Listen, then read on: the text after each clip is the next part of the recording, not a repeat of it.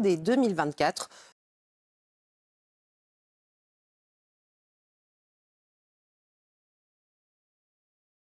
10 parents ont découvert des larves dans leur boîte de poudre de lait infantile. Quentin Guillemin, président de l'Association pour la santé des enfants, revient sur cette situation qui perdure depuis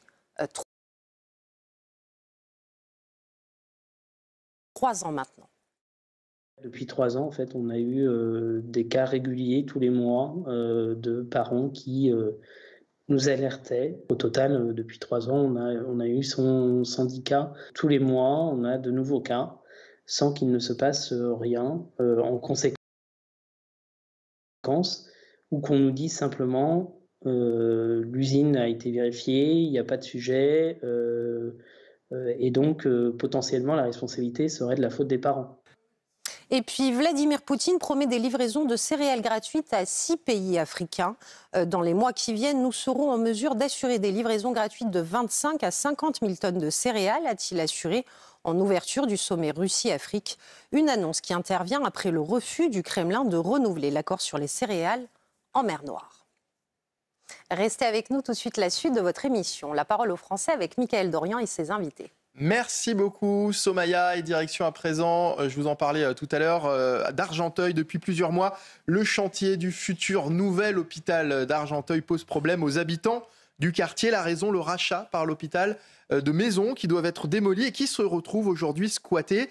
Depuis, les cambriolages se multiplient dans le quartier. On va en parler avec Fahad Mirza qui habite près de l'hôpital d'Argenteuil. Bonjour, merci d'être en direct dans La Parole aux Français. Merci d'accepter de témoigner. Racontez-nous pour qu'on comprenne bien ce calvaire que vous vivez et que vos voisins vivent également. Bonjour, merci de me recevoir. Ouais. Au niveau des cambriolages, ça a débuté, disons, ça remonte à peu près il y a 2 ans. Donc c'est là que ça a commencé. Donc au départ, c'était des petits objets, voilà, qui disparaissaient petit à petit. Donc des outils, que ce soit tronçonneuse, machin.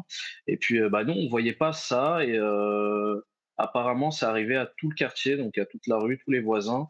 Mais le souci, c'est qu'on s'en parlait pas entre nous, on n'en discutait pas entre nous, ça passait un peu sous le tapis. Et puis là, les événements récents ont fait que c'était la goutte de trop, on en a discuté entre nous. Et puis nous, personnellement, chez mes parents, chez moi, on s'est aperçu qu'on n'était pas les premiers et qu'apparemment, on était même parmi les derniers à avoir subi tout type de cambriolage. Donc voilà, tout ça Alors, par rapport aux travaux qu'il y a.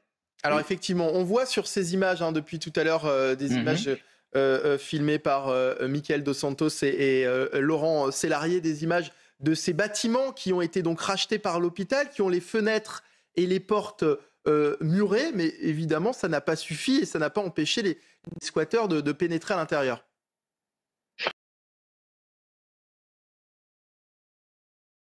Ah bah non, du tout. Comment dire, c'est un peu la plaque tournante là-bas. C'est que des va-et-vient, donc c'est jamais les mêmes personnes. D'où la difficulté à chaque fois de pouvoir remonter les réseaux.